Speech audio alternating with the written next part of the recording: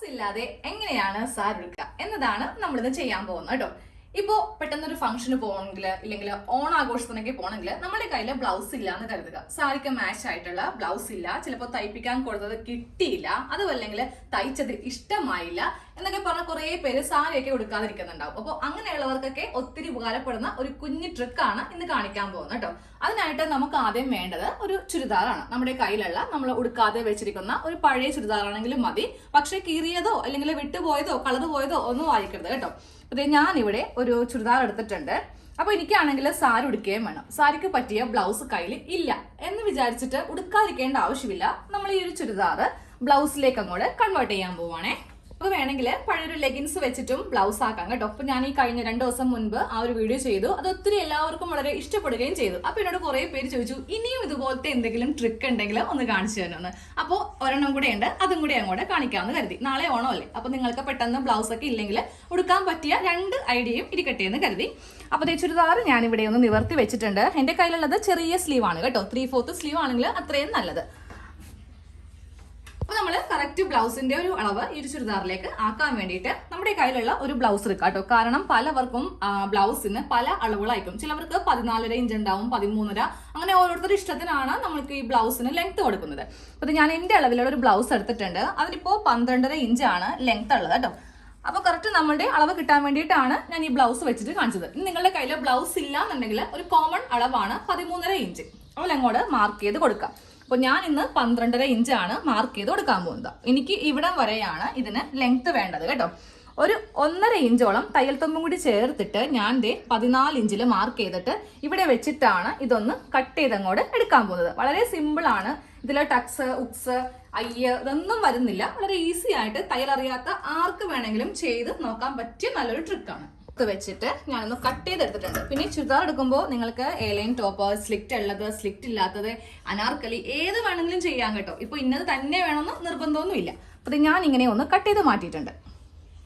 ഇനി നമുക്ക് ഇതിന്റെ ഉൾഭാഗം എടുക്കാം കേട്ടോ. ഉൾഭാഗത്ത് ഒരളവുണ്ട്. കാര്യം ബെസ്റ്റിന് ഒരു പോയിന്റ് ഉണ്ട്. കാര്യം ഷേപ്പ് കിട്ടണമെങ്കിൽ ഞാനിപ്പോ പറഞ്ഞ പോലെ ചെയ്യണം. ഇല്ലെങ്കിൽ നമ്മൾ ഇതിട്ട് കഴിയുമ്പോഴല്ലോ ഈ പരന്നിരിക്കും, ഒരു ഭംഗി ഉണ്ടാവത്തില്ല ഫ്രണ്ട് പാർട്ട് കാണാൻ വേണ്ടിയിട്ട്. അപ്പൊ അതെ, ഫ്രണ്ട് ഭാഗം ഇങ്ങനെ അങ്ങോട്ട് എടുത്തു വെക്കാം. ഇവിടെ നമ്മൾ 2 ചെറിയ ടക്ക് കൊടുക്കാൻ പോവാണ്. അത് ബ്രസ്റ്റിന് ഒരു ഷേപ്പ് കിട്ടാൻ വേണ്ടിയിട്ടാണ്. ഇല്ലാതെ നമ്മൾ ഇതങ്ങോട്ട് ഇട്ട് കഴിയുവാണെങ്കിൽ പരന്ന് ഒരു ഷേപ്പ് ഇല്ലാതെ ആയിപ്പോവും. നമുക്കിതിൽ 2 ടക്ക് ഇടാൻ വേണ്ടിയിട്ട് ആദ്യം ഇതിന്റെ സെന്റർ ഒന്ന് മാർക്ക് എടുക്കാം കേട്ടോ.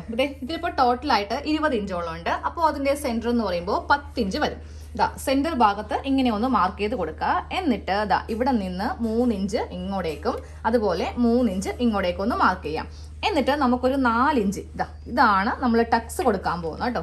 ഇവിടെയും ഒരു 4 ഇഞ്ചിൽ ഇങ്ങനെ ഒരു ലൈൻ വരച്ചു കൊടുത്തിട്ട് ഇവിടെ ഇത്രയുമുള്ള ഒരു ടക്കാണ് ഇടാൻ പോകുന്നത്. ഈ ഒരു ചെറിയ ടക്ക് ഇടുമ്പോൾ തന്നെ ഉണ്ടല്ലോ ഒരു വിധം നമുക്ക് ബ്രസ്റ്റിന് ഷേപ്പ് കിട്ടും. കാരണം ബ്ലൗസിൽ ഇഷ്ടംപോലെ ടക്സ് എല്ലാം വരുമ്പോഴാണ് ആ ഒരു ഷേപ്പ് കിട്ടുന്നത് അല്ലേ. നമ്മൾ ചുരിദാർ വെച്ചിട്ട് ചെയ്യുമ്പോൾ ഈ ഒരു ടക്കെങ്കിലും ഇട്ട് കൊടുക്കാം കേട്ടോ. അപ്പൊ നമുക്ക് നേരെ തയ്യൽ മെഷീൻ ഉണ്ടെങ്കിൽ അതിൽ ചെയ്യാം.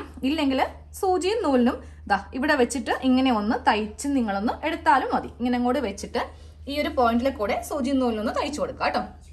ഫ്രണ്ടില് ഇങ്ങനെ ഒരു ടക്ക് ഒന്ന് ഇട്ട് കൊടുത്തിട്ടുണ്ട്.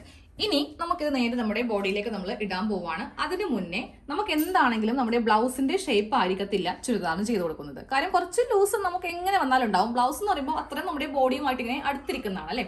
അപ്പൊ നമ്മൾ ഇതങ്ങനെ തന്നെ അടി മടക്കി ഇടുവാണെങ്കിൽ എന്ത് പറ്റും, ബ്ലൗസ് ഇടാനും ബുദ്ധിമുട്ടായിരിക്കും, ബാക്കിൽ ഇങ്ങനെ പൊങ്ങി നിൽക്കുകയും ചെയ്യും.